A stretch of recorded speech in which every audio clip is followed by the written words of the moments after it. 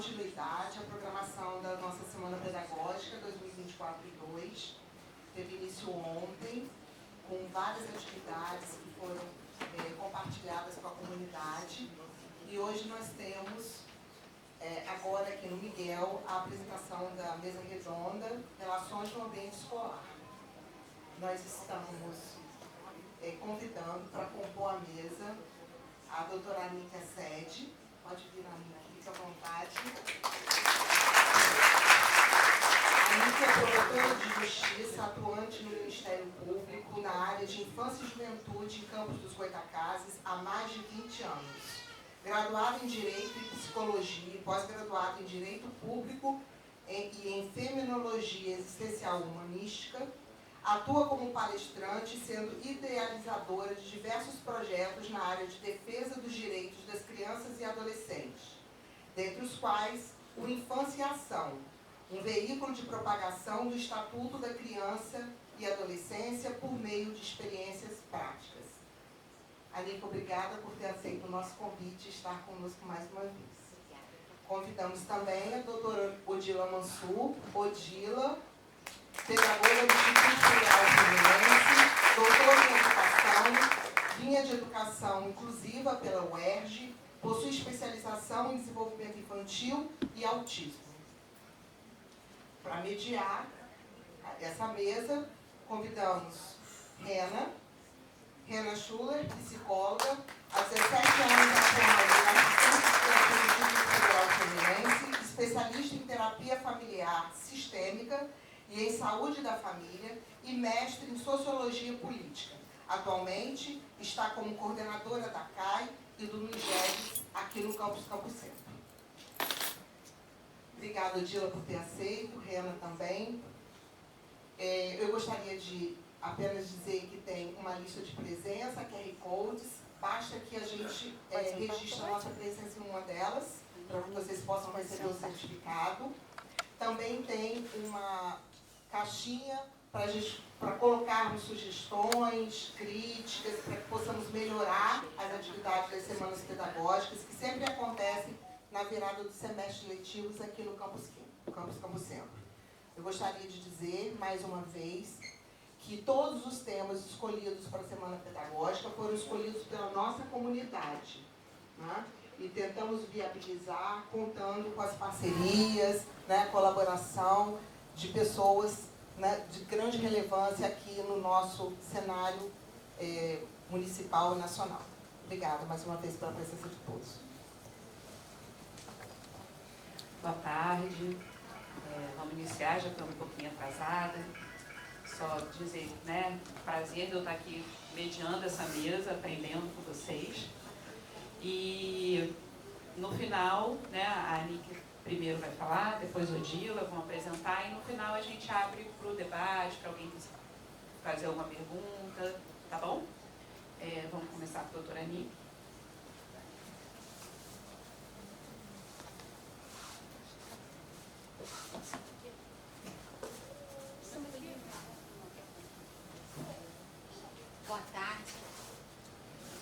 Boa tarde a todos.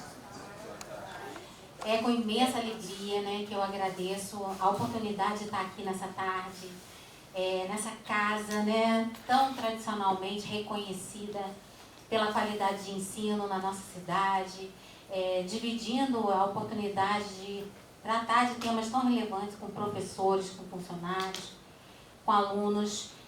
Então, agradeço imensamente esse convite e parabenizo o IFE pela iniciativa das palestras, pelos temas relevantes e pelos palestrantes, né, que puderam trazer aqui reflexões.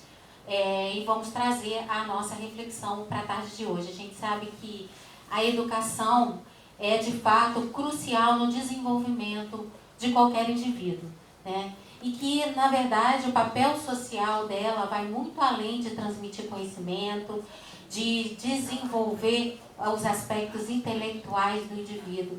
Tem um papel que visa também desenvolver outras instâncias de cada um dos seus alunos, né? Do ponto de vista social, emocional, cognitivo. Então, o espaço escolar oportuniza isso, especialmente por ser um território de convivência, de interação social. Essa é a principal proposta e um campo frutífero para estimular o desenvolvimento dessas habilidades sociais, emocionais, cognitivas. Quando essas interações sociais se dão de modo harmonioso, articuladas de modo adequado, produtivo, né, o objetivo final de qualquer escola, de qualquer instituição de ensino acaba sendo alcançado, que é o de promover o desenvolvimento humano integral, além da transmissão do conhecimento. Mas quando essas relações interpessoais no espaço escolar não funcionam adequadamente, estão adoecidas, há uma dificuldade enorme em se alcançar o objetivo final, que é a aprendizagem, que é o desenvolvimento das habilidades em todos os campos. Então, esse tema que nos traz hoje aqui, que são os vínculos interpessoais, estratégias para um ambiente escolar de excelência, ele é fundamental, né? Por mais que a escola possa oferecer uma estrutura física perfeita, inovação, quando a gente fala em ambiente escolar de excelência, a gente logo associa, no primeiro momento, aos resultados, né? Aos resultados da qualidade desse ensino medidos nas notas, as metas que foram estabelecidas pela instituição de ensino, se são alcançadas ou não, mas a gente esquece que por trás de todos esses resultados, das metas, da estrutura física, precisa ter uma engrenagem formada por pessoas para fazer essa roda funcionar adequadamente, para fazer a roda girar, né? A educação é feita de pessoas. Então, estar atento a como essas relações acontecem, se dão, são vivenciadas, experimentadas no ambiente escolar, é fundamental para que o objetivo final seja alcançado. Eu me lembrei de compartilhar com vocês uma experiência que a gente teve lá na Promotoria de Tutela Coletiva, que ilustra bem a importância dessas relações estarem funcionando para que um resultado positivo aconteça na instituição de ensino. A nossa promotoria é uma promotoria de defesa dos direitos das crianças e adolescentes. Então é muito comum que a gente receba notícias de pessoas que denunciam falhas em instituições de ensino. Falhas que vão desde a estrutura física, insuficiência de recursos humanos e outras mais. E numa dessas denúncias, no ano passado, a gente recebeu a notícia de uma comissão de mães. Essas mães se uniram para levar o fato ao Ministério Público, pedindo providências, porque estavam extremamente inseguras com a remessa dos filhos para a escola, porque as notícias de práticas violentas no espaço escolar, de agressões físicas mesmo, era muito grande. Era uma escola grande, uma escola pública, e a gente instaurou então um procedimento, como é feito com relação a qualquer notícia que chega ao Ministério Público, para apurar. E durante a apuração a gente identificou, a nossa equipe de assistente social, psicólogo, visitou a escola, conversou com professores, alunos. Nós fizemos diversas reuniões com os vários segmentos da escola, comissão de professores, comissão de pais, direção da escola, coordenadoria, enfim. E nessas reuniões e por meio da nossa equipe técnica, a gente identificou que, de fato, existiam algumas questões estruturais, estrutura física, tinha algum comprometimento, muitas crianças, o espaço não tão suficiente assim, e também uma certa insuficiência quantitativa de recursos humanos.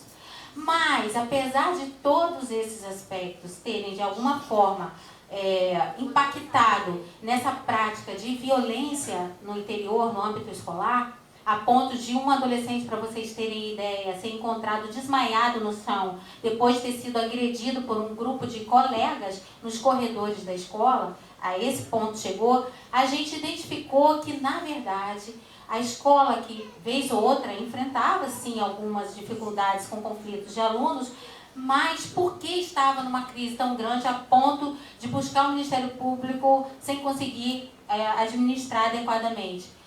Porque houve uma transição na gestão da escola e parte de um grupo não estava satisfeito com o grupo de gestores eleito para assumir a direção da escola. Então começou a haver uma dissidência. Um pequeno grupo estimulava fofocas, estimulava maledicências em relação à direção. A direção foi, por meio dos seus representantes, adoecendo também emocionalmente.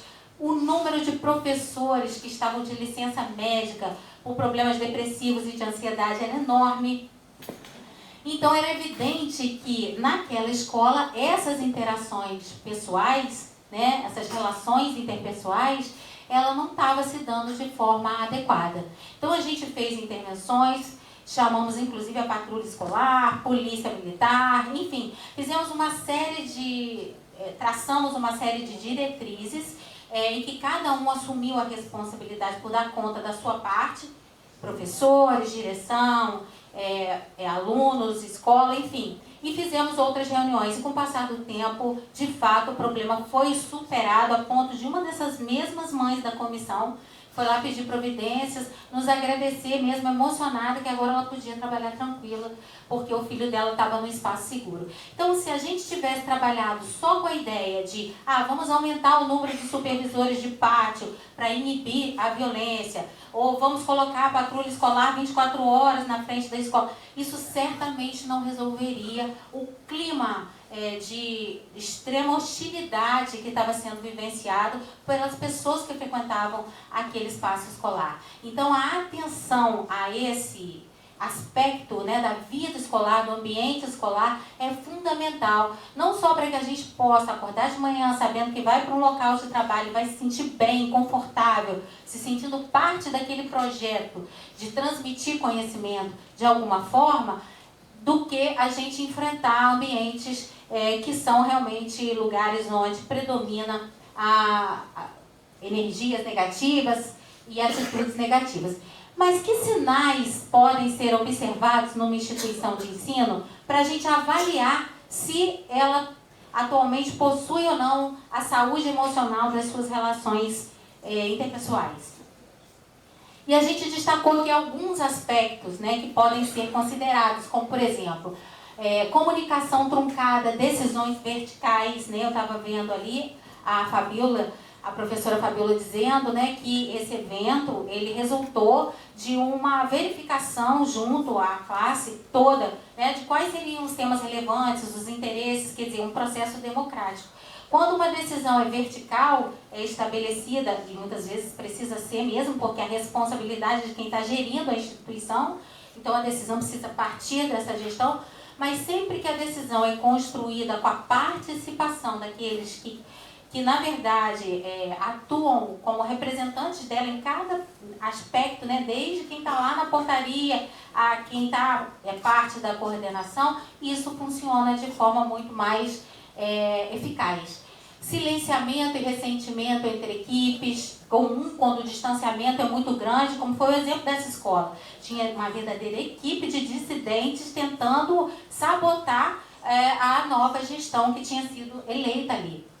E isso refletia nos alunos, quer dizer, os alunos eram cooptados, manipulados mesmo por esse grupo para criar situações e transtornos para a direção que tinha sido eleita. Isolamento de setores e falta de cooperação, afastamentos, adoecimento emocional dos professores, muitas licenças médicas por depressão, ansiedade, e o alto índice de evasão escolar também é um sinal. Quer dizer, os alunos não querem permanecer naquele ambiente, de alguma forma eles pedem para trocar de colégio, de escola, né? Porque quem quer participar de um ambiente tóxico, um ambiente nocivo, né? Então, a identificação desses sinais, né, de um ambiente fragilizado emocionalmente, normalmente deve ser feita pelos gestores, pelos setores responsáveis pelo controle dessas relações. E, independente da sensibilidade dos gestores de uma ou de outra escola, esse também é um dever legal. A verificação da qualidade desse ambiente social também pode passar, por favor, também é um dever legal. E aí a gente destacou aqui algumas regras previstas nas nossas várias leis, né, a começar pela Constituição Federal, que é a nossa lei maior, contra a qual nenhuma outra lei pode se opor, e ela estabelece expressamente a educação, é um direito de todos, dever do Estado e da família, será promovida e incentivada com a colaboração da sociedade visando ao pleno desenvolvimento da pessoa, o seu preparo para o exercício da cidadania e sua qualificação para o trabalho. Aí a gente vê que a visão constitucional, né, que orienta todas as outras normas supralegais, a de que a educação é muito mais do que transmitir informações e conteúdo. É contribuir para desenvolver pessoas. Assim é previsto lá no artigo 205. Depois temos a Lei de Diretrizes e Bases da Educação, que se rege pelos princípios da gestão democrática, respeito à liberdade e à tolerância, e o Estatuto da Criança e do Adolescente, quando a educação se dirige a eles, né? Direito da criança, a educação visando ao desenvolvimento integral, sempre visto como algo mais amplo do que só passar conhecimento. E o 53, parágrafo único do Estatuto, dever da escola respeitar o desenvolvimento da criança em ambiente seguro e acolhedor. Então, não é só uma questão de sensibilidade de um gestor de uma escola em relação a outra. É um dever legal estar atento a essas relações interpessoais no ambiente escolar. E a última normativa que a gente trouxe, todo mundo conhece, né, a questão do bullying. A gente tem, desde 2015, uma lei especificamente tratando do bullying.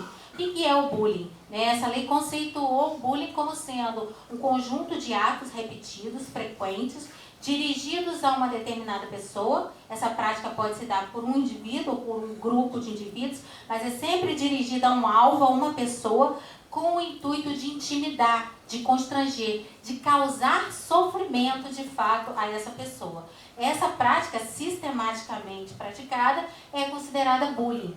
Então, essa lei de 2015, que é a 13.185, ela veio conceituar o bullying e estabelecer que é dever, por isso a gente destacou esse artigo, é dever do estabelecimento de ensino assegurar medidas de conscientização, prevenção, diagnose e combate à violência e à intimidação sistemática.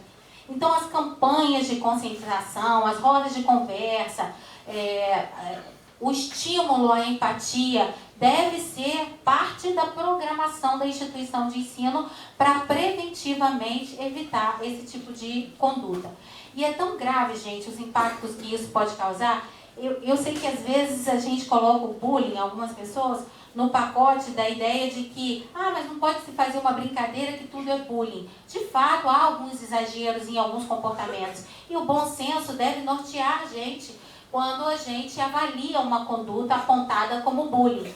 Mas a verdade é que quando o fato se caracteriza realmente como uma conduta repetida, praticada por alguém ou um grupo em relação a outra pessoa, várias vezes, não é uma brincadeira isolada, com a intenção de intimidar, de constranger, de humilhar, os impactos negativos que essa pessoa sofre no seu desenvolvimento, né? E a gente está falando de alunos, mas a gente envolve toda a comunidade, quando se tem isso entre os próprios profissionais, é extremamente adoecedor do ponto de vista emocional ser vítima desse tipo de prática.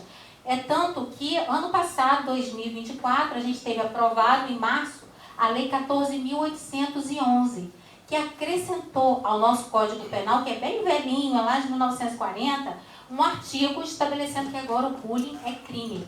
Antes o bullying estava só conceituado, o que é, as diretrizes que as escolas deveriam adotar para evitar. Agora, a partir do ano passado, né, o bullying já tem 1 ano, passou a ser considerado uma conduta típica, sujeita à condenação de alguém no âmbito criminal. Então está ali, no artigo 146A, intimidar sistematicamente, individualmente ou em grupo, mediante violência física ou psicológica, uma ou mais pessoas de modo intencional e repetitivo, sem motivação evidente, por meio de atos de intimidação, de humilhação ou discriminação, ou de ações verbais, morais, sexuais, sociais, psicológicas, físicas, materiais ou virtuais. Qual é a pena? Pena de multa se a conduta não constituir crime mais grave.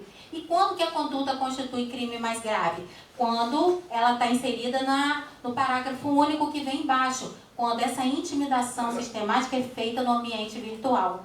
Hoje a gente sempre teve que lidar com as dificuldades naturais da interação humana, né? Todos nós temos defeitos e qualidades e assim vamos esbarrando uns nos outros, tentando administrar o nosso convívio da melhor forma possível. Agora, além dos contatos presenciais, com a era digital, a gente está aprendendo a lidar com as relações virtuais como sociedade ainda, né? Então, o legislador entendeu que quando a prática do bullying ganha uma dimensão maior, como nas redes sociais, ali tal, se a conduta é realizada por meio de rede de computadores, rede social, de aplicativos, de jogos online ou por qualquer outro meio ou ambiente digital ou transmitida em tempo real, aí a pena não é mais de multa, é de reclusão, prisão mesmo, de 2 a 4 anos e multa se a conduta não constituir crime mais grave, porque às vezes a consequência é uma agressão física ou outra coisa do tipo. Aí também vai responder por esse outro crime. Mas a prática em si da intimidação no ambiente virtual já gera isso. E aí a gente poderia pensar, mas isso só cabe a adulto, só se adulto praticar? Não, adolescente, a gente tem às vezes a ideia de que adolescente não pratica crime. Crime propriamente dito, não. Mas toda pessoa que tem de 12 a 17 anos é considerada adolescente pela lei, pelo Estatuto da Criança e do Adolescente. Ela é capaz de ser responsabilizada por toda e qualquer conduta descrita no nosso ordenamento jurídico como crime. Só que a esse comportamento se dá o nome de ato infracional, análogo, semelhante ao crime que um adulto pratica. Então também é suscetível de responsabilização. Pode ser registrada a ocorrência e tudo mais. Ele também será responsabilizado. E aí eu trouxe para dividir com vocês também um aspecto que mostra o desafio que tem sido, na verdade, principalmente para os adolescentes que estão ainda em fase de desenvolvimento, o ambiente escolar, conviver com o ambiente escolar atualmente, né, com esse aumento de violência que a gente vivencia e tudo mais. A gente tem um projeto que a gente chamou de Projeto Infância em Ação, foi desenvolvido na Promotoria de Tutela Coletiva da Infância em Ação, da Infância e Juventude, com o intuito inicial de aproximar os adolescentes, as crianças, que são os titulares dos direitos que a gente tem que defender, da nossa promotoria, escutá-los, entender as demandas, entender quais eram os serviços públicos na área em que eles moram, que eles estudam, que faltavam para que eles pudessem exercitar o pleno direito deles.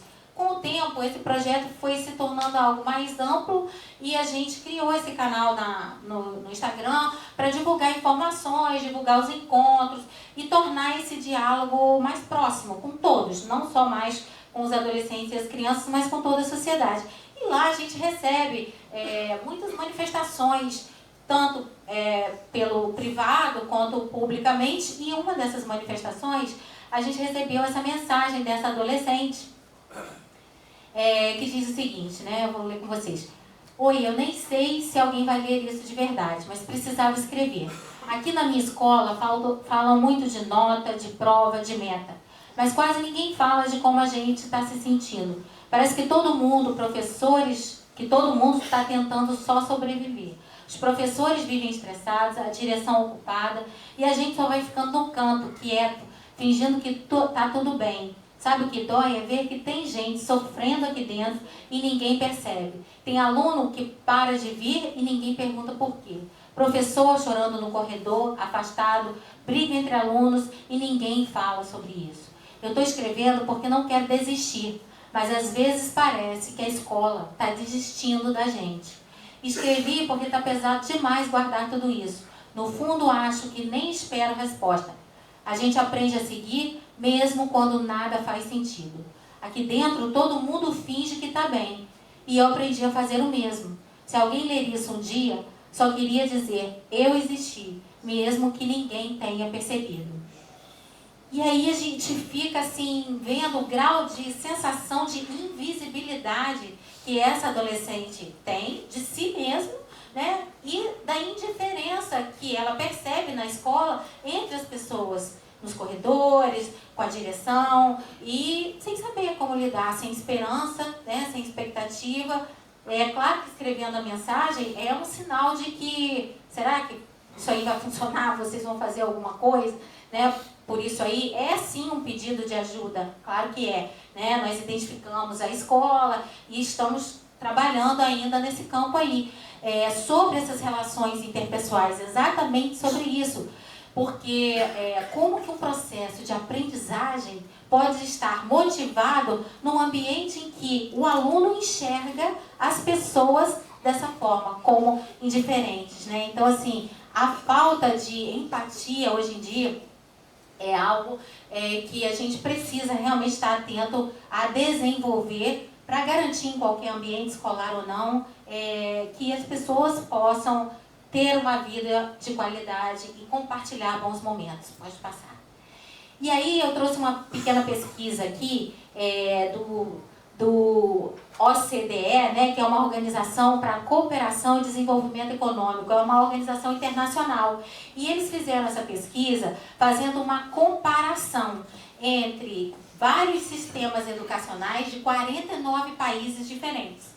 E eles identificaram nessa pesquisa que aquelas escolas, né, isso foi divulgado pelo INEP em 2023 aqui no Brasil, as escolas com um clima relacional positivo entre a equipe gestora e os professores apresentaram, olha que interessante, 35% menos de casos de burnout docente, né, que é aquela síndrome do esgotamento profissional, né, o estresse no trabalho. Então, reduziu em 35% as escolas que estavam atentas ao cuidado com essas relações. 45% mais engajamento em projetos pedagógicos coletivos e até 30% de melhora nos índices de permanência escolar dos alunos. Quer dizer, uma redução significativa do ponto de vista da evasão escolar. Então, a gente trouxe aqui, já caminhando para o fim, algumas boas práticas, pode passar, que podem ser utilizadas no ambiente escolar, justamente para incrementar a relação entre as pessoas. E aí a gente está falando desde a direção até as pessoas que trabalham nos serviços mais simples. Então, entre educadores e funcionários, por exemplo, sugestões como a formação continuada, com escuta e cuidado emocional, quer dizer, um trabalho feito e direcionado por equipes técnicas, por exemplo, de psicólogo, com grupos pequenos de coordenações específicas. Aqui a gente tem um arsenal muito grande de cursos diferentes, né? Não estamos falando só dos adolescentes, estamos falando também dos adultos. Então, essa formação continuada, essa escuta é muito importante. Rituais de reconhecimento e valorização do trabalho em equipe, quer dizer, destacar publicamente aquelas iniciativas que deram certo, né? Prestigiar aqueles profissionais que se envolvem realmente em oferecer, né, um pouco mais ou um pouco melhor o seu trabalho, uso de metodologias ativas e afetivas, práticas restaurativas e construção coletiva de regras, participação democrática e escuta ativa dos pais e responsáveis, isso é muito importante, as assembleias, trazer, né, os pais responsáveis, criar assembleias para deliberar sobre aspectos que impactam em toda a vida do ambiente escolar, comunicação respeitosa e acessível, de modo a formar uma parceria de fato, pode passar. E, por último, né, boas práticas para a construção de vínculos interpessoais de excelência. Que boas práticas são, assim, quase uma unanimidade de que realmente são ferramentas úteis à vida saudável de interação social na escola. Rodas e escutas regulares. E aí as chamadas rodas de conversa, né? Mas não rodas de conversa só para servir de apoio, desabafo, mas também de construção, de troca de ideias, né? De apoio mútuo entre as pessoas. Você está pensando em fazer isso? Então vamos juntos, cooperar. Então a ideia das rodas de conversa é mais do que algo terapêutico tão somente, mas algo que possa alavancar outros projetos. A formação em comunicação não violenta. Acho que muitos já devem ter escutado falar dessa técnica, né, da comunicação não violenta, que é a gente ter cuidado com a forma, com as palavras que a gente utiliza, né, para gerar um impacto no ambiente de paz mesmo, social. Mas é só importante destacar que a comunicação não violenta, ela vai muito além de só a escolha das palavras, né? Ela propõe uma mudança de postura para uma postura mais empática em relação àquele com quem a gente está se comunicando. A tentar compreender o que está por trás daquelas palavras que ele diz, o que está por trás daquele comportamento que ele apresenta, um aluno às vezes mais agressivo que o outro dentro de sala, quer dizer, o que há por trás disso? E a partir dessa colocação empática diante da situação, decidir como reagir a isso, né? Sem potencializar ainda mais o conflito e as agressões. Mediação de conflitos internos com apoio externo, que às vezes dentro da própria instituição escolar não é possível resolver, todo mundo está ali envolvido, tem as questões dos melindres, se eu falar isso, fulano vai achar aquilo, ou vai ficar zangado. Então contar com corpo externo para determinadas soluções de conflito também é um recurso importante. Projetos colaborativos entre setores, né, estimular isso, o gestor principal ir estimulando isso entre as diversas coordenações, e o reconhecimento simbólico e celebrações institucionais, né? Os famosos shows de talentos, feiras da roça, esses eventos que acabam reunindo todas as pessoas que fazem parte do ambiente escolar, professores, alunos, funcionários, gestores, todos num único espaço, né? Dividindo e compartilhando experiências. A gente sabe que, na verdade, os vínculos, eles são construídos pela convivência. Quando a mãe está grávida, esperando lá o seu bebê, né, normalmente, ela já começa a dizer, mas eu já amo essa criança, o pai também, a família inteira, claro. Já há uma expectativa muito positiva para receber aquele filho. Ou mesmo numa adoção, a ansiedade que a criança chegue e tudo. Mas o amor mesmo, né, o sentimento, o vínculo afetivo, ele vai se desenvolver quando essa criança estiver de fato já ali nos braços, em que for possível a interação, né? Então o pai e a mãe começam a achar bonitinho o sorriso, o olhar, o modo de sentar, as primeiras palavras e vice-versa. E ali, através desse contato humano, é que os vínculos afetivos são construídos. Então, na escola, o mesmo processo precisa acontecer. Às vezes a gente acha que na escola o principal responsável por ensinar é o professor.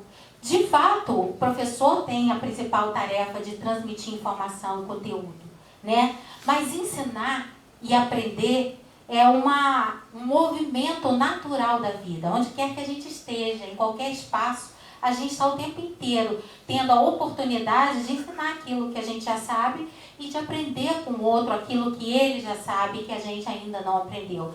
Então, é justamente essa convivência, essa interação equilibrada que faz a escola funcionar e que faz o processo de aprendizado se dar. Então, pensando de forma mais ampla a ideia de educação, não só como transmissão de conhecimento, mas sim como troca de afeto, como construção de vínculo para que o aprendizado se dê, a gente trouxe um videozinho, né, para fechar, tentando inspirar nessa semana pedagógica esse nosso exercício infinito, até o último dia que a gente estiver aqui na Terra, né, desse aprender e ensinar.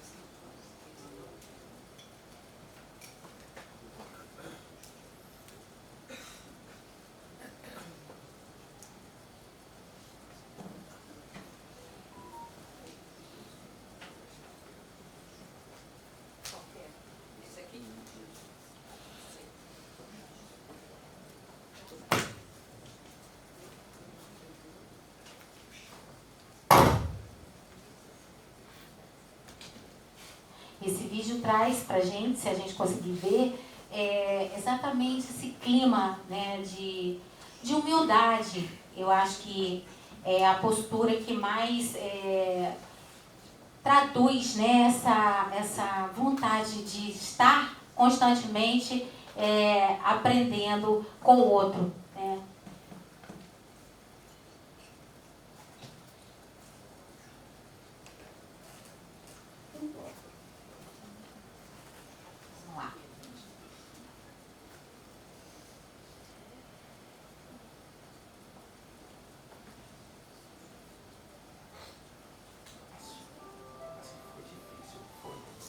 É absolutamente necessário, porque tanto faz o credo, a idade, a raça, o continente. O que a gente faz, desde que nasce, é aprender. Basta estar aberto para isso e enxergar que cada pessoa nesse caminho nos ensina um pouco. Algumas, quando nos dizem não, você não vai conseguir, porque é aí que a nossa alma, desafiada, ganha mais força para ir em frente. Se arrisca e aprende que consegue. Nem que seja depois de tantas tentativas. Outras pessoas quase anjos, nos pegam pela mão e indicam o rumo. Nos entregam as ferramentas, cuidam para que nossas quedas inevitáveis machuquem menos. São professores que entram e saem dos nossos dias. Pode ser o professor da alegria ou da persistência. Alguém que nos mostra como fazer cálculos ou nadar. Aquele que nos ensina as primeiras letras ou que vem bem depois, provando que precisamos reaprender o que achávamos já saber de cor, nos mostrando generosos que o conhecimento não tem limite. É uma das poucas coisas que ninguém nos tira e ainda nos deixa cada vez mais livres para ser quem a gente quer ser, percebendo que quanto mais se aprende, mais se quer aprender. E que o nosso mundo, além de estar aí para ser descoberto, é muito, muito maior do que a gente enxergou um dia. É isso, pessoal, que a gente possa seguir cumprindo essa função, né, na instituição de ensino em que a gente está vinculado, de eternos aprendizes e colaboradores daquilo que a gente já aprendeu. Obrigada pela atenção de vocês.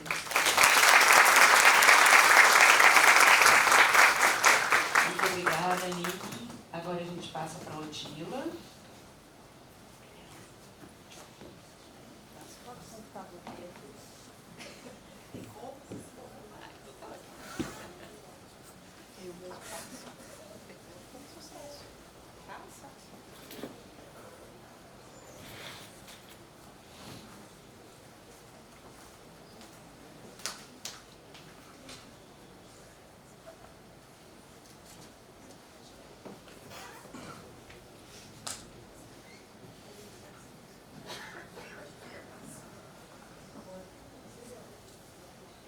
Boa tarde a todos. Eu me sinto muito feliz e agradecida pelo convite, né, da Fabíola, do Boinar. Quando eu cheguei, ele me disse assim, bem-vindo à sua casa. E realmente aqui é a minha casa, né? Então, eu me sinto muito feliz de estar aqui nessa tarde para a gente poder conversar um pouquinho. A fala da doutora Nick foi, como sempre, muito pertinente, né? Muito calorosa, afetuosa, como ela é, e mostrando para a gente realmente a importância das relações interpessoais como o cerne da escola. Sem relação interpessoal de qualidade, é muito difícil que haja aprendizagem, né? Então, hoje na nossa conversa, a Fabíola tinha pedido que eu falasse das relações interpessoais, mas no viés dos estudantes neurodivergentes, vamos dizer assim. Mais especificamente, daqueles dentro do transtorno do espectro do autismo que são, às vezes, para a gente ainda mais desconhecidos, né? Como um transtorno ainda talvez pouco conhecido, e a gente tem muita dificuldade, todos nós, em lidarmos com esses estudantes que a gente não conhece muito bem como funcionam, digamos assim, né? Como pensam, como agem. Acho melhor você passar, porque eu tenho dificuldade. Vou ordenar tudo. Eu faço. Então, tá bom. Então, a gente vai conversar um pouquinho sobre esses estudantes, que, inclusive, quando eu cheguei aqui, minha amiga Rena disse que agora, no processo seletivo, houve 25 estudantes neurodivergentes inscritos no processo seletivo. Isso mostra para a gente que esse número vem crescendo a cada dia. E positivo em tudo isso é a questão de que as leis de inclusão, por mais que a gente tenha restrições ainda, né, muita coisa a melhorar, mas elas vêm realmente colaborando para que mais e mais estudantes estejam presentes, né, nos cursos agora médio, superior e tudo mais. Então vamos lá. Rapidamente recordando, porque ela também já me disse que eu só tenho 20 minutos, né, Rena? Vou correr. Vamos lá, o que é o diagnóstico, como a gente faz esse diagnóstico de transtorno do espectro do autismo? Ele está dentro do chamado DSM-5, né, que diz que o TEA, que é o transtorno do espectro do autismo, a sigla, é caracterizado por déficits persistentes na comunicação social, na interação social, em múltiplos contextos, juntamente com padrões restritos e repetitivos de comportamento, interesses ou atividades, o início nos períodos iniciais do desenvolvimento.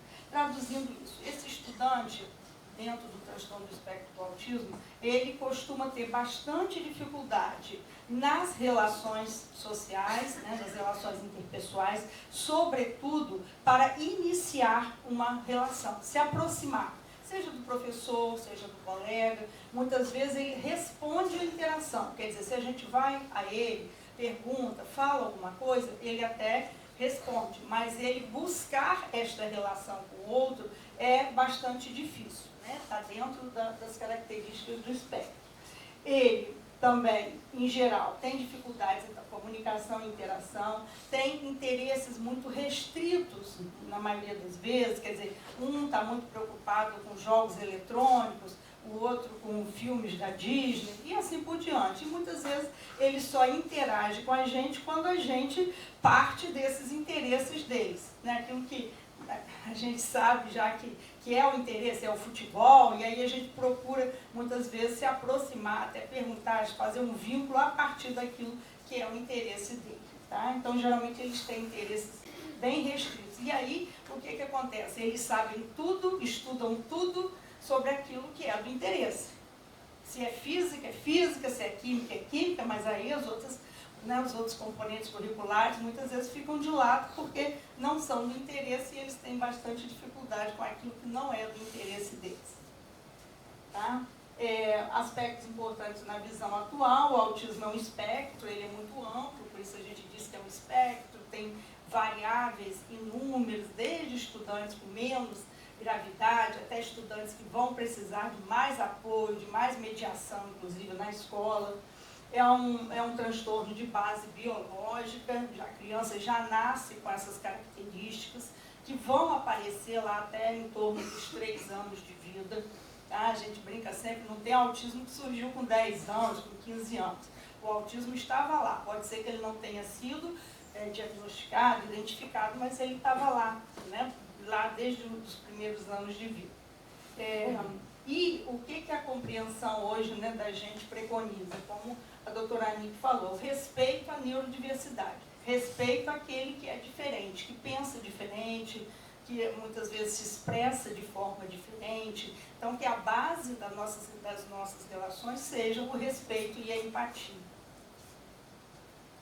Aqui saiu recentemente, essa semana, saíram esses dados, né, sobre o censo, foi o primeiro no Brasil, o censo demográfico, que trouxe para a gente dados sobre o autismo, né?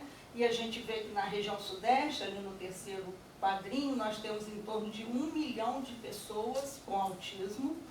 E dessas 1 milhão, onde tem a seta vermelha no 4º quadrinho, 66,8% são estudantes do ensino fundamental. E uma parcela ainda muito pequena dessa, 0,3%, 0,5%, chegou ao ensino médio ou ao ensino superior. Né? Então, a gente acredita que mais e mais agora, né, vão chegar ao ensino médio e ao ensino superior, a partir das leis de inclusão. Aí, gente, eu vou fazer assim, bem breve, eu fiz uma coisa bem também prática para a gente. Principais dificuldades desse estudante. A gente vai ver principais dificuldades, principais facilidades ou pontos positivos, né, em relação às aprendizagens, e depois como a gente lidar com isso, rapidamente. Vamos lá. Dificuldades. Interpretar corretamente, sejam textos, expressões faciais, expressões, às vezes até verbais. Por quê? Eles têm um prejuízo num módulo do cérebro chamado teoria da mente, que é o que faz eu olhar para Letícia, por exemplo, e identificar, não, eu acho que ela está gostando do que eu estou dizendo, estou agradando. Ou olhar para outra pessoa que está assim, poxa, estou cansada, será que vai demorar muito? Então, esse módulo do cérebro é que faz a gente identificar, em relação ao outro, as emoções, os sentimentos, se a gente está agradando, se está cansando a outra pessoa. Então, eles têm muita dificuldade com isso. Então, muitas vezes eles ficam falando, às vezes, de um assunto, por exemplo, que o interlocutor não tem interesse nenhum. Eu lembrei, uns anos atrás, eu estava num hotel no Carnaval, era uma piscina aquecida, relativamente pequena, e aí chegou uma família com uma adolescente de uns 12, 13 anos. E era um grupo assim, de umas 10 pessoas, e ela só falava sobre os filmes da Disney. Todos os personagens, e o filme tal, o filme outro que ela tinha visto. E eu percebi que a família, né, as pessoas que estavam ao entorno, começaram a tentar mudar de assunto. Tentavam falar de outra coisa, falar do carnaval, falar da praia, e não tinha jeito, né, porque é a prova do autismo. Ela voltava para o assunto, ela voltava para o assunto. Eu sei que as pessoas foram uma a uma se afastando. No final, ela ficou só com a mãe. Todo mundo se afastou. Então, acontece muito isso, né? Aí nas relações. Essa pessoa que, pelas dificuldades de interação, de comunicação, por não compreender muitas vezes esses limites até do que está agradando, desagradando, ela acaba ficando muito isolada, né? A gente vê muito isso, inclusive, na vida diária. E muitos autistas acabam desenvolvendo depressão, transtorno obsessivo-compulsivo, e pela dificuldade de se engajarem nas situações sociais, seja na classe, na escola, seja em relação com colegas, parentes. Então, muitos acabam desenvolvendo a depressão. Então, vamos lá. Eles têm dificuldade de manter a atenção e a motivação constante. Isso aí a gente vê, são altos e baixos. Eles vão, às vezes, muito bem, depois caem, retornam. Então, aquela linearidade, que é difícil para todos nós, né, para eles mais ainda. Tem dificuldade com atividades grafomotoras. Geralmente a letra é muito ruim, né, pela questão motora fina. Então, às vezes, o professor acha que não, ele é, né, sem capricho, fez uma letra de qualquer maneira, mas não é. Então, muitas vezes a gente permite o uso do tablet ou de outro recurso para facilitar, porque realmente a questão motora fina costuma ser bem prejudicada. Dificuldades em se enfrentar desafios práticos do dia a dia, como se organizar para estudar, para fazer um trabalho, o tempo de estudo para a prova. Então, tudo isso costuma ser difícil para eles, essa organização espaço-temporal. Depois, compreender e interpretar linguagens complexas, muito comum. Eles não entendem metáforas, às vezes uma piada, um sarcasmo, né? E acabam tendo mais dificuldade ainda. Então, geralmente, a língua portuguesa já não é fácil para nenhum de nós. Para eles costuma ser mais desafiadora ainda. Dificuldade em fazer várias atividades ao mesmo tempo. Ele tem que fazer uma coisa, depois acaba, depois vai fazer a outra, né? E aqui os estudantes com autismo que a gente tem encontrado, na maioria das vezes, tem seu currículo fragmentado, quer dizer, fazem 6 componentes agora, 6 no próximo semestre, porque esse acúmulo muitas vezes de conteúdos, de disciplinas para eles fica mais pesado ainda. Tem dificuldade muitas vezes com ruídos, com barulhos. Vocês devem observar, né, no pátio, às vezes tem um estudante que está lá com seu fone de ouvido. Então, né, eu me lembro de uma estudante aqui há algum tempo atrás, ela veio falar comigo de um barulho na sala. Eu fui até a sala de aula com ela lá na engenharia. Um barulho igual refrigerado. Era um barulho que para nós, para a maioria de nós, não iria incomodar de forma alguma. Para ela aquilo era um barulho muito grande, muito ruim. Então eles têm dificuldades geralmente sensoriais, dificuldade em flexibilizar, sejam rotinas, eles têm um apego muito grande à rotina. Então tudo aquilo que sai do previsto acaba muitas vezes criando um certo estresse, uma certa ansiedade. Compartilhar interesses também, às vezes num trabalho em grupo, conseguir participar, né? A gente perguntava lá, às vezes no NAP, o estudante sempre dizia assim, eu faço a minha parte, quer dizer, o grupo faz a dele e ele fazia a dele separado. Então, na verdade, ele não estava inserido naquele grupo.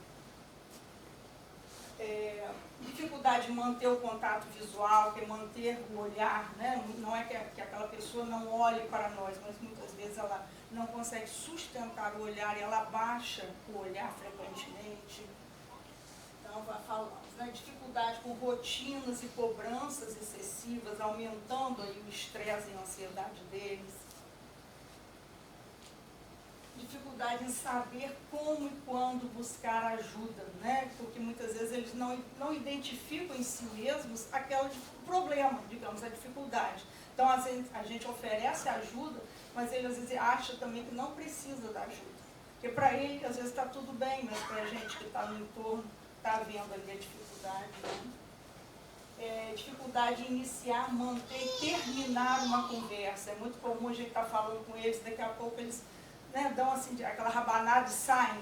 Não porque são mal educados, mas eles não sabem, muitas vezes, como concluir uma conversa, por exemplo. Identificar assuntos apropriados ao contexto. Às vezes falam de assuntos descontextualizados, a gente já ouviu muitos professores falarem com a gente, né? E, na sala de aula fulano de tal, de repente, levanta a mão, a gente está falando de uma coisa, ele vem com a outra completamente fora do contexto, mas, né, não é uma coisa intencional, né, para prejudicar, para atrapalhar a aula, não, é da forma como eles geralmente pensam e agem mesmo. Dificuldade em lidar com falta de apoio e suporte, muitas vezes educacional e social, para enfrentar as situações, lidar com preconceitos, discriminação, falta de aceitação, né, voltando à fala de doutora Ali, que quer dizer, são os bullying, e até em relação a isso, a gente tem até um testemunho bacana aqui do Campo Centro. Eu sempre perguntava para eles, e aí, né, você está sendo tratado com respeito, os colegas se dão bem, gostam de você. Em geral, eles diziam que não sofriam bullying. Os que eu acompanhava não sofriam bullying, que é muito bom. A gente via muitos colegas que iam lá no NAP procurar a gente, pedir ajuda para aquele colega, falar de determinadas situações. Então, é uma coisa que dá um certo conforto para a gente. Mas a gente sabe que isso não é a regra, né? Na maioria das vezes, nem na maioria das instituições. Cumprir com as obrigações acadêmicas, quer dizer, conseguir se organizar, voltando no tempo e no espaço, é bastante difícil para eles. Ou eles têm uma rigidez muito grande, geralmente com hora, né? Roberto está ali, está rindo. Às vezes o estudante com autismo estava lá aguardando a monitora que ia dar aula para ele 10 horas. Aí a pessoa chega 5 para as 10, fulano, vamos? Não, 10 horas. Não, e não vai. Tá? Como a gente tinha um que saía sempre 4h20. Fizesse chuva, sol, tivesse prova ou não, ele colocou na cabeça que ele tinha que sair todo dia 4h20 e ele levantava e saía todo dia 4h20. Então, é o que a gente chama rigidez cognitiva, essa dificuldade em flexibilizar, em compreender que o horário pode ser 4h20, mas pode ter aquele dia em que ele vai ter uma prova, uma outra atividade e vai precisar ficar mais um pouquinho. Então, dificuldade em manter relações constantes, realizar atividades em grupo é outra coisa que a gente, na medida do possível, deve permitir, né, que faça a atividade individualmente, se aquela for a preferência dele, porque o grupo fica mais difícil. Vamos lá. E agora, principais facilidades. O que esse estudante, né, sobretudo com autismo, o que ele tem assim, de facilidade que vai ajudá-lo nas aprendizagens e nas relações sociais? Facilidade com processamento visual e espacial de informações. Se eles forem uma vez num determinado lugar, eles não vão esquecer, saberão retornar àquele lugar, saberão descrever aquele lugar muito bem, porque tem muita facilidade com processamento visual. Tem boa memória mecânica de longo prazo, então muitas vezes eles vêm com informações que a gente deu lá atrás, anos depois falar com a gente, e realmente, né, guardaram as informações. Alguns desenvolvem habilidades muito específicas e interessantes, seja para música, para pintura, para o desenho, a gente vê bastante. Eles têm muita atenção e precisão aos detalhes, às minúcias, né? Então, os livros, por exemplo, dizem assim, que em geral eles são ótimos neurocirurgiões, porque é uma coisa muito de minúcia, de detalhe, eles gostam da minúcia. Eles têm uma maneira de pensar muito racional e lógica, e isso ajuda, de certa forma, a resolver problemas do dia a dia. Vou dar um exemplo rápido. Meu pai havia falecido lá durante o Covid, aí quando eu retornei, ao trabalho, né, após a licença, o estudante me perguntou assim, Odilo, seu pai morreu? Falei, morreu. Mas já enterrou? Falei, já. Ele ficou olhando para mim, tipo, por que você não está vindo? Por que você faltou? Já morreu, já enterrou? Não tem por que você está em casa. Então é uma maneira de pensar, muitas vezes, muito assim, prática. E aí quem não conhece acha que é uma grosseria, mas não é. É uma forma muito, às vezes até pueril, de pensar o mundo e as relações, né? Gostam de seguir rotinas, têm elevado senso de justiça e sinceridade e honestidade em geral. Eles não mentem, não enganam. Eu tenho um estudante que eu sempre estudava com ele para a prova do Enseja, e aí fazia aquelas questões, aquela apostila desse tamanho, na hora de depois fazia, a gente ia lá atrás buscar o gabarito, né, ver se estava certo. Aí ele ficava assim, não pode, não pode. Aí botava o braço em cima da apostila para eu não buscar o gabarito. Quer dizer, né, não pode ver o gabarito. Então era difícil ele entender que se já tinha feito, obviamente a gente podia ver o gabarito, né. Gostam muito de manuais, coisas que eles têm que destrinchar, entender o funcionamento e até, né, gostam de ler manuais, geralmente.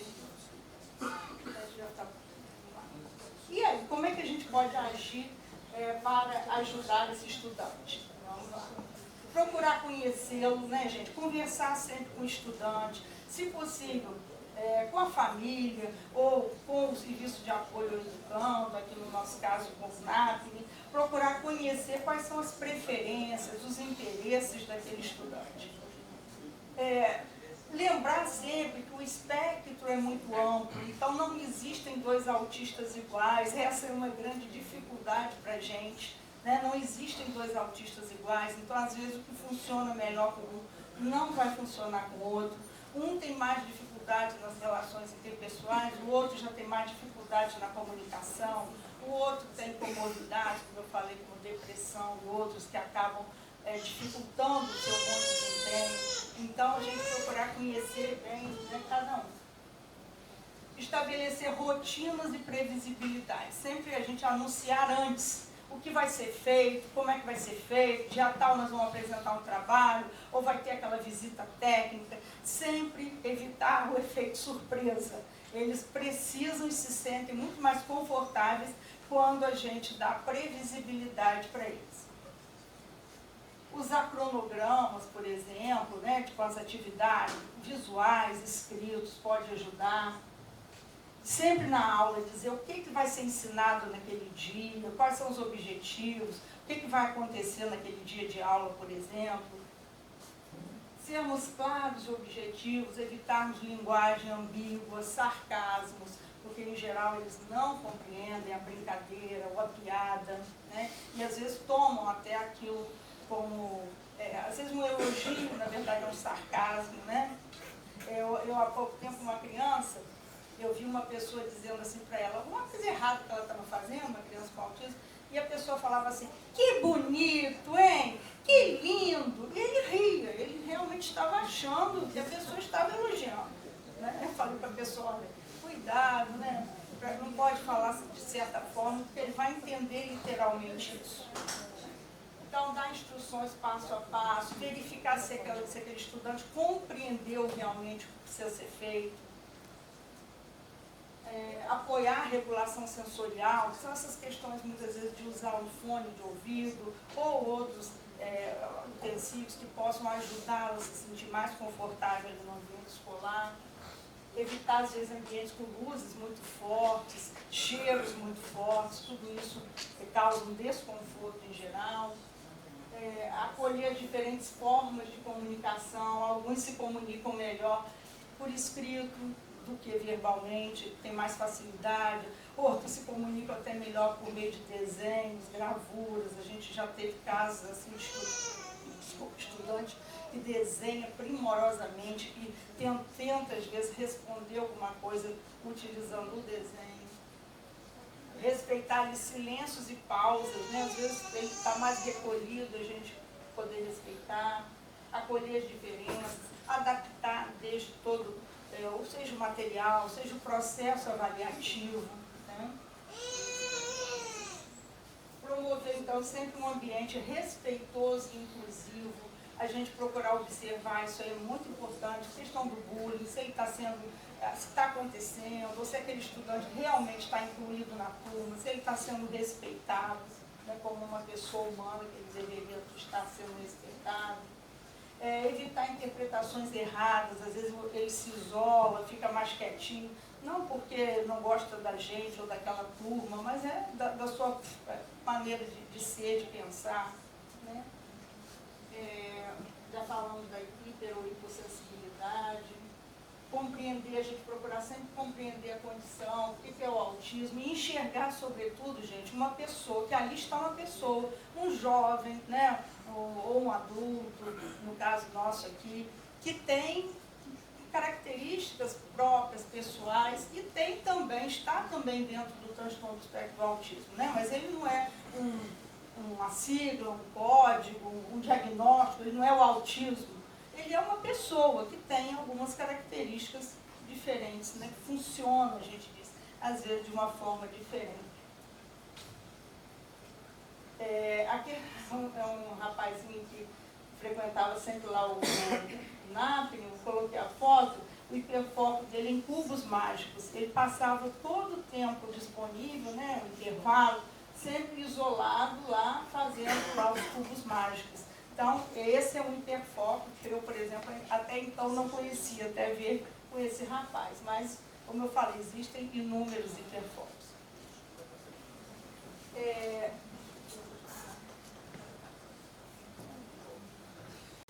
Eu trouxe aí o Samuel é um estudante, que tem uma entrevista que a gente fez em 2023, ele passou no Enseja, não está mais aqui na instituição, e ele, eu até coloquei, não vou passar o vídeo não, para a gente poder ter um tempo para conversar. O vídeo é curtinho, mas era mais para mostrar que o Samuel é um estudante com bastante potencialidade, o hiperfoco dele é nos filmes, ele adora cinema, mas não é pelo filme, não é pelo enredo. Ele gosta de ver a ficha, quem foi o produtor, quem criou os figurinos, a música. Então, todo o hiperfoco dele é nessa parte de cinema, muito interessante, mas se você for conversar com ele sobre o filme, ele não encarta muito. Ele quer falar lá dos créditos que estão lá naquela peça, enfim, naquele filme.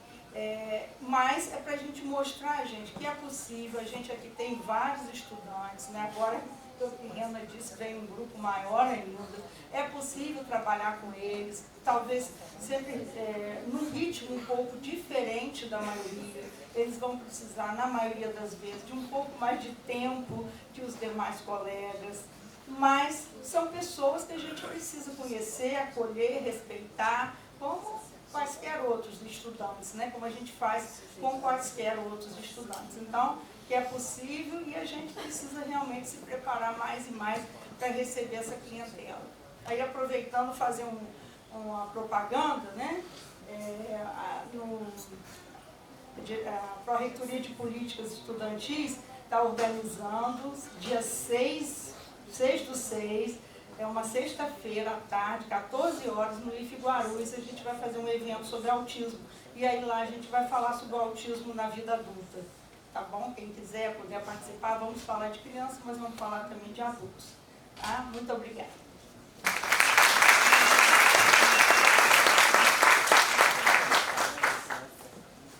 Anitta, gostaria de saber se alguém tem alguma pergunta, alguém quer fazer algum relato.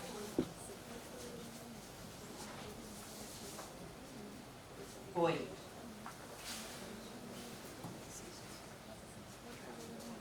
Tá.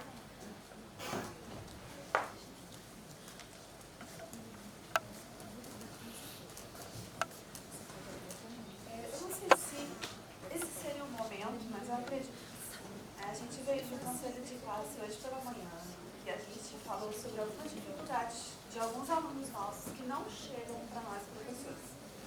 Então eu gostaria de deixar registrado que eu acho muito importante, eu entendo a questão do sigilo, né, de algumas informações, mas eu acho muito triste triste para nós professores a gente ter alguns alunos que têm acompanhamento pela escola e que a gente não recebe uma orientação. Vou ser clara, por exemplo, um aluno TEA em que a gente não sabe nem qual é o hiperfoco dele para a gente tentar trabalhar de alguma forma que integre mais esse aluno. Então eu acho que a escola tem espaços ótimos, tem trabalhado de forma muito boa, mas eu acho que essa integração com os professores ainda está faltando bastante. E aí eu estou falando do TEA porque foi o tema, né? Mas a gente tem alunos TDAH, a gente tem HSD, então a gente tem várias neurodivergências aqui que a gente não recebe essa informação e a gente está trabalhando sozinho. Então, queria deixar registrado isso para a gente poder ter uma troca melhor sobre isso. Obrigada.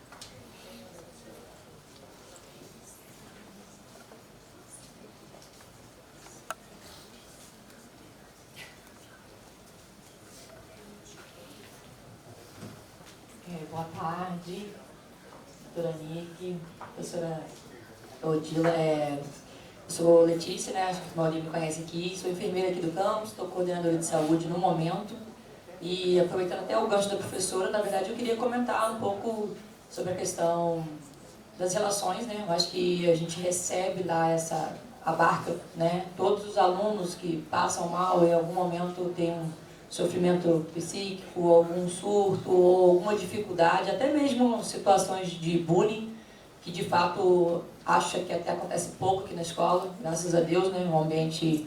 Mas temos outras questões, por ter muita vulnerabilidade social, então chega muita coisa pra gente, né? É um aluno que passa muito tempo aqui e aqui vai explodir certos comportamentos e sofrimento emocional. De fato, é uma dificuldade, né, professora? Queria até registrar. Existe uma questão de sigilo de saúde, onde o serviço de saúde ele não pode contactar diretamente, em maioria, o professor para falar sobre questões, né, de prontuário de saúde, né? Então, geralmente, a nossa comunicação ela é feita hoje e cada vez mais tentando melhorar, né, estreitar relações com a CAI, né?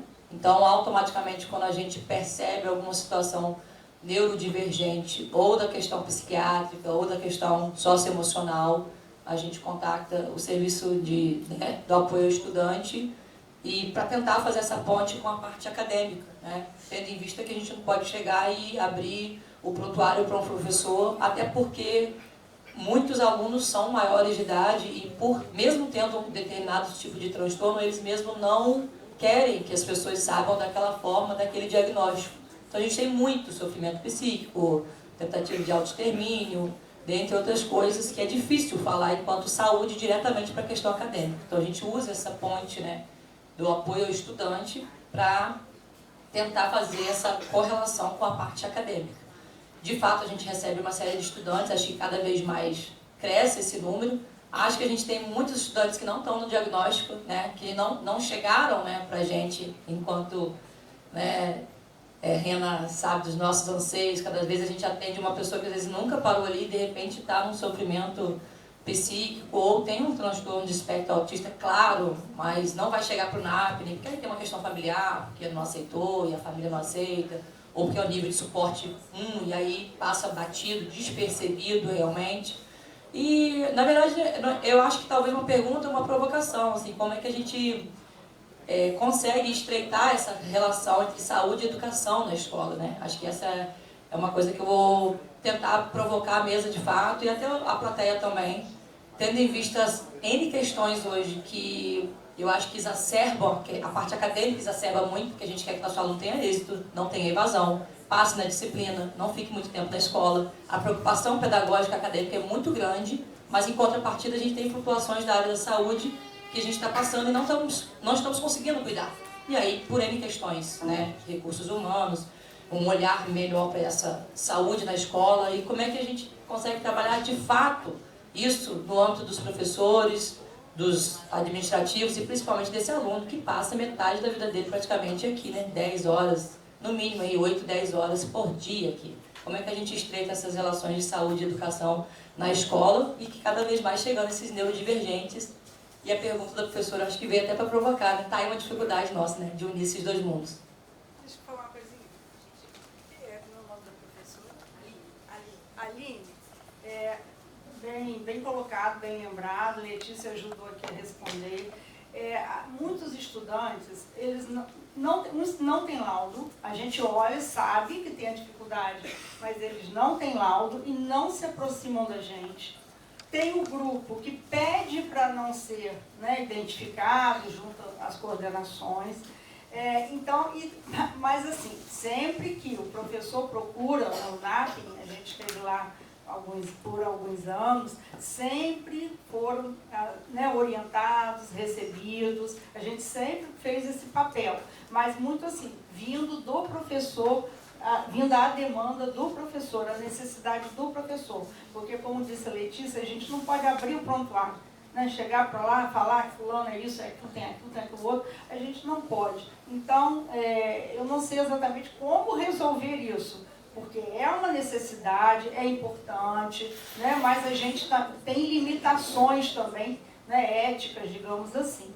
Mas eu achava, nesse tempo, a maior dificuldade é em relação ao estudante, que ou ele tem o laudo, mas ele nega, diz que não tem nada, você chama a família diz que ele não tem nada. Ele ficou assim porque o avô morreu, porque o pai saiu de casa, mas ele não tem nada, enfim, que nega de pé junto, e tem a situação do próprio estudante, que é um adulto, né, um adolescente, que pede que a gente não revele. Então, muitas vezes a gente fica meio de pés e mãos atados. Mas eu tenho certeza que vocês buscando lá na orientação, lá com a professora Cirlei, vai encaminhar, você vai ser orientado enquanto professor. Eu acho que só, assim, a título de sugestão, né, eu acho que a professora coloca uma questão muito importante, eu acho que o ponto de vista é o da produtividade, né, a informação com o objetivo de melhor atender o aluno. Então, pensando por esse lado, né, talvez, de fato, a gente sabe que o sigilo precisa ser preservado. E agora, assim, o que precisa ser preservado da informação é o diagnóstico, os CID, os detalhes. Mas, se houver uma interlocução satisfatória entre aqueles que detêm essa informação com o setor acadêmico, no sentido de não necessariamente dizer, olha, ele tem esse CID, ele tem isso, mas de orientar o professor, ele precisa ter uma atenção maior em desenvolver tal habilidade ou tal, né? Então, eu acho que é toda uma questão de encontrar uma forma de se comunicar de forma produtiva, né? Para que a informação chegue e ele possa ser atendido. É importante, e dentro da palestra de vocês eu fiquei, né? A importância da escuta, que eu adorei o nome, roda de escuta e não roda de conversa. Achei formidável, porque a intenção nossa quando a gente está em contato com os alunos, né, é realmente uma roda de escuta para que a gente pense em ações, né, de permanência escolar de alguma forma. E a questão do diagnóstico, do laudo, de como fazer, a gente tem estreitado laços, eu acho, dentro da direção de apoio ao estudante, para a gente conseguir ter essa conversa sem precisar dizer. É muito difícil, porque às vezes a gente tem que falar sem poder dizer. Eu levo para a gente um caso, o estudante hoje, ele estuda aqui, faz engenharia aqui, mas ele fez ensino médio em Guarulhos, e ele nunca deixou a gente falar que ele era TDAH. Ele passou os 3 anos, eu e a pedagoga sabendo, mas a família não autorizou, ele não autorizou, e a gente tinha que trabalhar com ele, sem que ninguém soubesse do transtorno dele. Ele só deixou falar aqui no Campo Centro depois de não sei quantos anos de faculdade. Que aí ele falou assim, não, agora eu quero, porque eu estou precisando de ajuda. Mas foram anos. 3 anos de ensino médio, mais não sei quantos anos de faculdade, então foram uns 5, 6 anos para ele poder, né, ele processar aquilo e ele dizer que a gente poderia falar da situação dele. Né? Então, assim, a gente tem limite, a gente fala sem dizer, né? A gente, muitas vezes, quando é relação, questões emocionais ou ansiedade, alguma coisa que não é ligada ao NAPRE, normalmente a gente na CAI envia um e-mail para os coordenadores, não diretamente aos professores, a gente faz esse caminho, diretoria de ensino e coordenadores de área, né? E o Nato, ele também, quando chega, ele faz esse meio com essas orientações. Eu acho que a gente precisa melhorar, a Aline está com toda razão, tá? Eu acho que isso precisa, eu acho que as demandas escolares, todo dia, alguém passando mal, alguém surtando, alguém tendo um problema, uma coisa para você resolver, a gente tem dificuldade de fazer essa fala, essa escuta, né? Eu tenho certeza que os professores também, disciplina, horário cheio, prova, então todo mundo tem a sua dificuldade. Eu acho que a gente sim, enquanto instituição, a gente precisa melhorar isso, né? E essa escuta, né, que eu achei perfeita, para a gente que está fora de sala de aula, a visão de vocês é extremamente importante. Hoje de manhã eu não estava no conselho, mas ontem eu estava, eu cheguei hoje à tarde no conselho, e aí vários professores, você atende esse? A CAI está dando suporte a esse aluno aqui? Vocês já falaram com esse aluno? Não são alunos que estão na CAI, não são alunos que chegaram até a gente, mas os professores viram que tem alguma coisa ali que eles precisam de ajuda, seja uma situação social, emocional, né? Pode ser de transtorno de aprendizagem. Então, assim, são momentos que a gente troca e que a gente também precisa dessa visão. Então, porque eu acho que o que a gente atende é muito pouco. Eu sinceramente acho que o que a gente recebe, apesar de muita gente, ainda é pouco diante do cenário que a gente tem nessa instituição. E são os professores que têm mais essa visão. Porque vocês estão no dia a dia com eles, dentro de sala de aula, né? Então, para a gente é importante, acho que a gente tem que melhorar, acho que a gente tem que fazer diversas rodas de escuta, né? Acreditei que com a mediação com alguém externo é algo fundamental, porque a gente, como em família, né? A gente tenta resolver um problema em família, a gente não consegue. A gente pega uma mediação, a gente consegue, porque vem alguém que não está envolvido emocionalmente na situação e consegue ter um olhar teórico, né, técnico daquilo que está acontecendo. Então, eu acho que a gente precisa de ajuda, a gente tem muitos alunos chegando, né, desses diagnósticos que foram apresentados no processo seletivo, quase todos são TEA e TDAH, quase todos, né? A gente tinha a facilidade, né, vem uma pessoa deficiente auditiva, deficiente, né, visual ou cadeirante, alguma coisa. A maioria não tem esse tipo de deficiência, né? Então, o número de adolescentes e jovens com ansiedade, nem sei quantos foram, porque mais do que duplicou, triplicou no Brasil. Então, a gente está nesse cenário, né? E acredito, não sei se Fábio está aqui, alguém está aqui, nós, servidores, também a gente adoece. A gente também não fica bem, né? A quantidade de dificuldades que a gente tem ao longo do caminho com esses estudantes são grandes também, que não fazem a gente ficar bem. Então, eu acredito que isso seja muito importante, né? E eu acho que o principal disso que a gente escutou hoje foi a escuta. Como que a gente consegue escutar? Ter uma escuta ativa é muito difícil, porque a escuta ativa depende da empatia. Depende de quanto a gente se abre no respeito ao que o outro está trazendo para a gente. Isso é extremamente difícil, porque nós todos temos os nossos preconceitos, tudo aquilo que a gente aprendeu.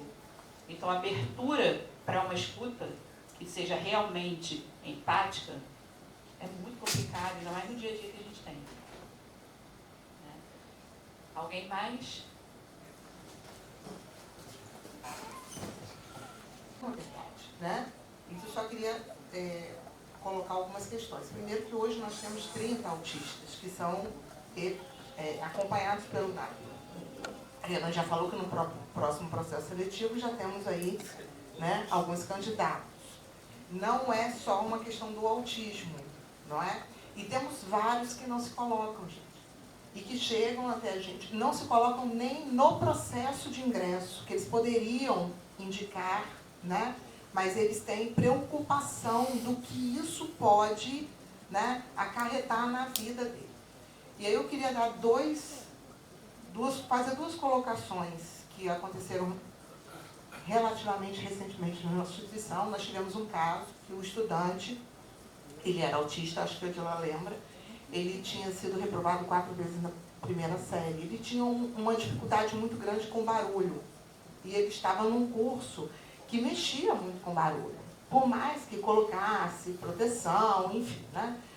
E o pai estava sempre presente. Ele vinha todos os dias, ele acompanhava, ele conversava, porque essas reuniões, elas acontecem com esses casos específicos, além da nossa reunião de pais, que é periódica, né? Nós trazemos a família aqui para tentar, né, que eles conheçam um pouco mais da nossa realidade e que a gente possa também conhecer um pouco da realidade de cada um dos nossos estudantes. E deixamos sempre muito à vontade. Esse pai, ele era frequente, ele vinha periodicamente, ele acompanhava. E chegou um determinado momento e ele sempre falava assim, Fabiola, é muito importante que ele venha para a escola. Porque aqui ele se sente integrado, ele se desenvolve muito. Ele é diferente quando ele está aqui na escola, né? É diferente quando ele chega em casa, ele quer ficar em casa, ele quer ficar recluso. E aqui não. Como a Odila falou, os estudantes acolhem também, a nossa comunidade como um todo, né? E o aluno, a gente tentava, né?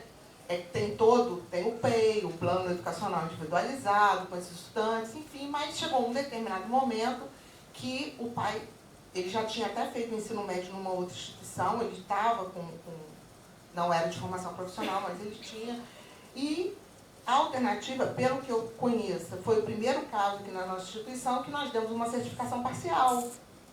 Fizemos um estudo do que esse estudante poderia, do que ele tinha conseguido cumprir, porque tinha alguns componentes curriculares que ele tinha tido aprovação, ele tinha sucesso, ele tinha alguns componentes que ele tinha mais dificuldades. Ficou muito claro aqui que é comum. Mas outros ele tinha um rendimento, né?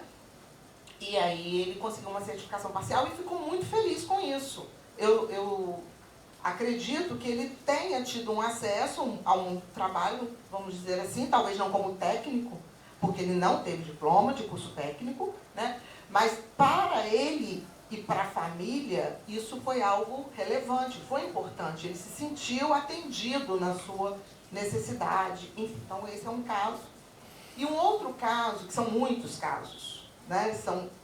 Que nós temos aqui na instituição, eu vou contar um outro, preservando. Num determinado momento, o estudante teve que se afastar e apresentou um laudo médico. E nesse laudo médico vinha especificado o problema.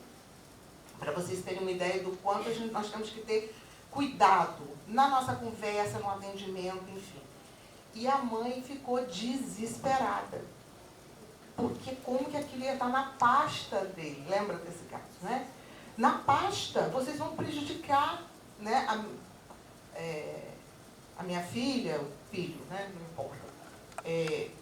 Porque tem na pasta. E a gente foi mostrar que não havia nenhum problema. E, enfim, e a própria família ficou muito preocupada com os encaminhamentos, que nós não temos nenhum interesse de fazer qualquer tipo de divulgação. Muito pelo contrário, somos orientados a todo momento, né, de como trabalhar, de como conduzir.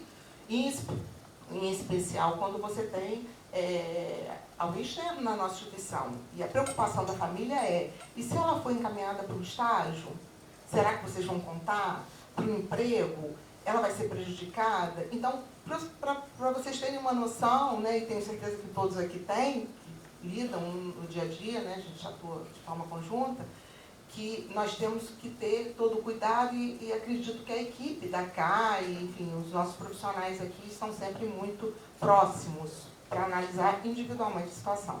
São casos e casos, né? E a tendência é que a gente receba mais estudantes, que a gente precisa estar preparado, né, para recebê-los na nossa sala e tentar colocar. Acho que os conselhos são muito importantes nesse sentido, porque é uma troca ali, né, com os profissionais que atuam com aquele estudante, para que possa perceber alternativas, enfim.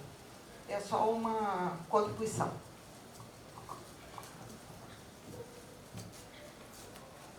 Mais alguém? Só falar que são duas. A Fabiola lembrou bem ali duas situações, gente, só para também reafirmar. Numa situação que a Fabiola está dizendo, na última, era um caso de deficiência intelectual, que é um diagnóstico que traz uma repercussão social muito ruim, né? Muito negativa. Então, nenhuma família prefere que tenha autismo, TDAH, dislexia, mas se você falar que é deficiência intelectual, aquilo tem uma repercussão assim muito ruim. Em geral, a família nega, a família não aceita. E às vezes a gente, eu estou falando, né, baseada no que a Aline falou, na outra professora, às vezes a gente está ali conversando com aquele estudante, entrevistando, claramente a gente identifica que é um perfil de deficiência intelectual, mas que ele não vai ter laudo, dificilmente, já chegou na vida adulta daquela forma e não vai ter. Então, é um diagnóstico, muitas vezes, que está ali, por baixo dos panos, né? Mas que a gente, que é profissional ali, percebe, mas é realmente muito difícil da família aceitar, né? E certamente também aquele que chegou no ensino médio superior tem uma deficiência intelectual, mas num grau mais leve, né? Então, mais ainda, a família nega realmente, não aceita que a gente nem fale no assunto.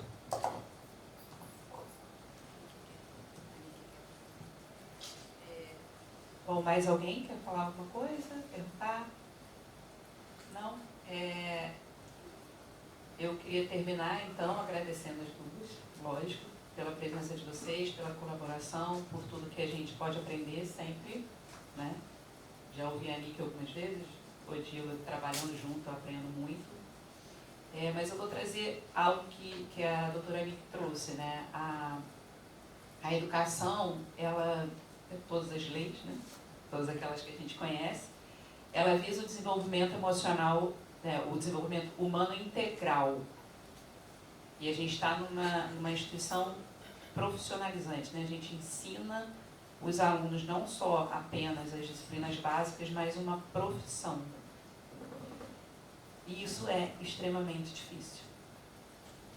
Se já é difícil a gente ensinar matemática, química, estabilidade e outras disciplinas aí, desenho técnico, é muito difícil a gente trabalhar a gente mesmo para estar bem no dia a dia, lidando com aqueles estudantes, principalmente os que dão mais trabalho para a gente.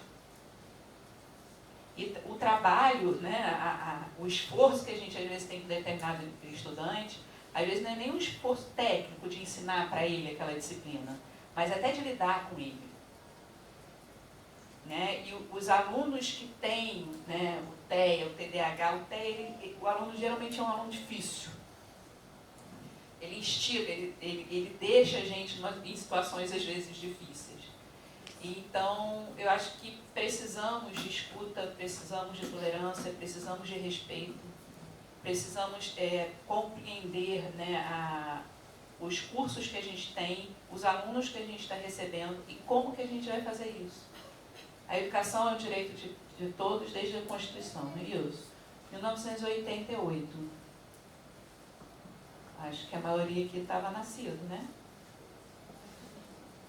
Não sei, acredito. Né? Quando eu entrei eu já estava na faculdade, né? Um tempo na faculdade, quando a LDB nasceu. Isso é muito, eu estou botando novinha aqui, vocês estão vendo, né? Estou dizendo que é muito pouco tempo, tá? Minha cara de pau, né? Mas assim, é muito pouco tempo. É muito pouco tempo que a educação é para todos, e dever do Estado, da família, isso tudo que está na Constituição. LDB é de 96. Então, assim, é novo. A gente precisa se abrir para entender essa mudança. Para a gente se adaptar a essas mudanças. E o que é extremamente difícil. Porque qualquer mudança dá um probleminha aí, a gente tem que se reconfigurar para a gente ir adiante. Acho que a escuta é extremamente importante, estamos aqui para isso. Né? Trazemos pessoas de fora para ajudar a gente nessa compreensão também do nosso papel na instituição. Agradeço a todos, obrigada, agradeço imensamente vocês duas, como sempre. E vou deixar a lembrancinha para vocês.